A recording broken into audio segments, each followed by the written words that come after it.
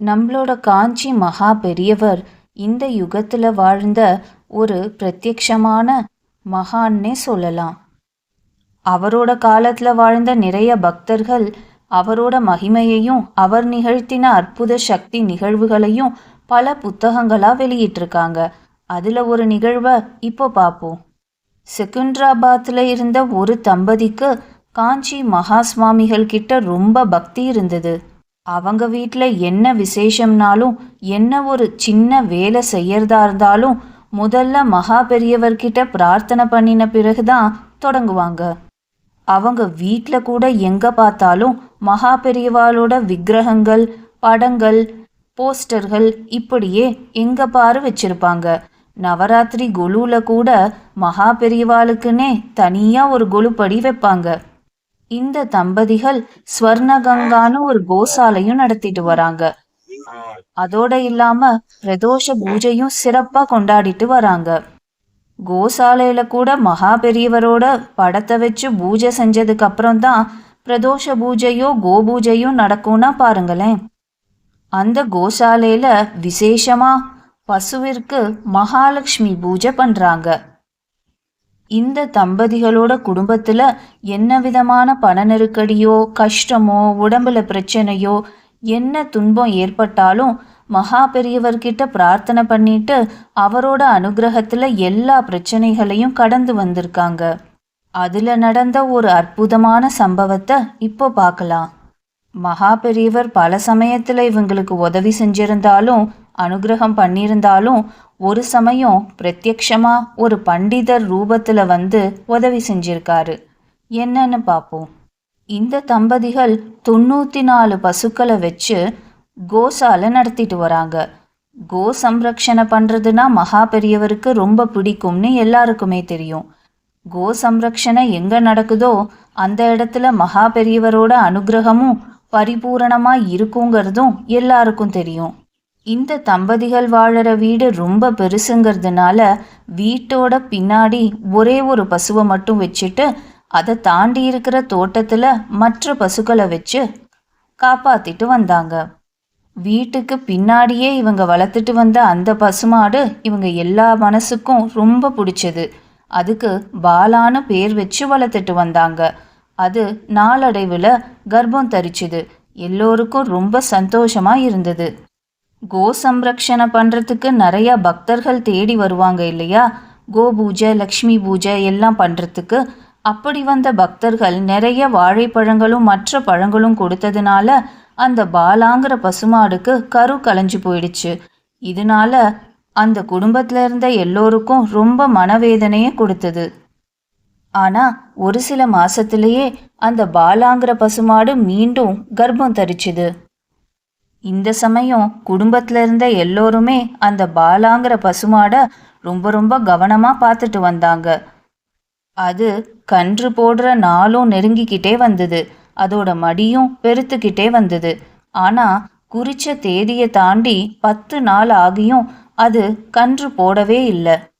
அந்த தம்பதிகள் 2 பேரும் ஏதோ தாம் பெத்த பொண்ணே கர்ப்பமா இருக்கிறது போலவும் அவளுக்கு சுகப்பிரசவம் ஆகணும்னு வேண்டிக்கிறது போலவும் மகா பெரியவர்கிட்ட அந்த பாலாங்கிற பசுமாடுக்காக ரொம்ப வருந்தி வருந்தி வேண்டிக்கிட்டாங்க. அந்த சமயம் அந்த தம்பதிகள் வீட்டில் இல்லை. தோட்டக்காரன் பார்த்துட்டு இவங்களுக்கு ஃபோன் பண்ணி தெரிவிச்சாரு. இப்படி இவங்க இந்த விஷயத்தை கேள்விப்படும் போது ராத்திரி மணி 9க்கு மேலே ஆயிடுச்சு. இவங்க வெளி அலுவலுக்காக ரொம்ப தூரம் தள்ளி இருக்காங்க. பனிக்கூடம் உடஞ்ச உடனேயே பிரசவம் செய்தாகணுமே. ஆனா இந்த தம்பதிகளோ வெளியில வெகு தூரம் தாண்டி இருக்காங்க. ராத்திரி ரொம்ப நேரம் ஆயிடுச்சு. இவங்க வீட்டுக்கு எப்படி அதுக்குள்ள போறதுன்னு ரொம்ப குழம்பி போறாங்க. இவங்க தங்கியிருந்த உறவினர் வீட்டுக்கோ யாருக்கோ உடம்பு சரியில்லைன்னு பார்க்க வந்திருந்தாங்க. அவங்க கிட்டையும் இவங்க போய் உதவி கேட்க முடியாது. சரின்னு அந்த வீட்டில் இருந்த செக்யூரிட்டி ஒருத்தர்கிட்ட உதவி கேட்டு அவரோட வண்டியை பிடிச்சி அவங்க வீட்டுக்கு கிளம்பினாங்க. போகிற வழியெல்லாம் எப்படியாவது நல்லபடியாக கன்று வெளியில் வரணுமேன்ட்டு மகா பெரியவர்கிட்ட பிரார்த்தனை பண்ணிக்கிட்டே போனாங்க. அப்போ அந்த தம்பதிகள் பிரசவம் பார்க்கறதுக்கு ஒரு வெட்டினரி டாக்டரோ இல்லை மாட்டுக்காரரோ வேணுமேன்னு சொல்லிட்டு பக்கத்தில் இருந்த கோயில்கிட்ட இருக்கிற கோசாலைக்கு வராங்க. இந்த சமயத்துல யார் இருப்பாங்களோன்னு நினைச்சிட்டு குழம்பிட்டே வந்த அவங்களுக்கு ஒரு ஆச்சரியம் காத்துட்டு இருந்தது. இப்படி குழம்பிட்டே வந்த அவங்க அங்க ஒரு பண்டிதர் ஒரு பசுமாட்டை தடவி கொடுத்துட்டு இருக்கிறத பாக்குறாங்க. உள்ள நுழைஞ்சிட்டு இருந்த இவங்களுக்கு ஏதோ மகா பெரியவரே பிரத்யக்ஷமா வந்தது போல மனசுக்கு பட்டுது.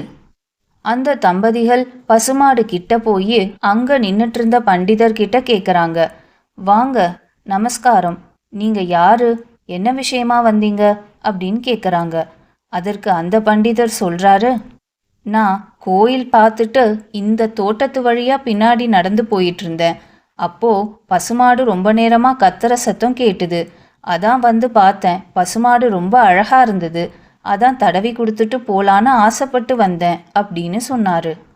இந்த தம்பதிகள் அந்த பண்டிதர்கிட்ட விஷயத்தை விவரிக்கவும் இவங்களோட பதட்டத்தை பார்த்துட்டு அந்த பண்டிதர் சொல்றாரு, இது என்ன பிரமாதம், இது எனக்கு கிடைச்ச பாக்கியம், நானே வந்து உதவி செய்கிறேன், நீங்க முன்னாடி கிளம்புங்க, உங்க வண்டியை பின்தொடர்ந்து நான் என்னோட கார்ல வந்துட்டு இருக்கேன். இப்படி சொன்னவர் அவங்க கூடவே அவங்க வீட்டுக்கு வந்து சேர்ந்தாரு.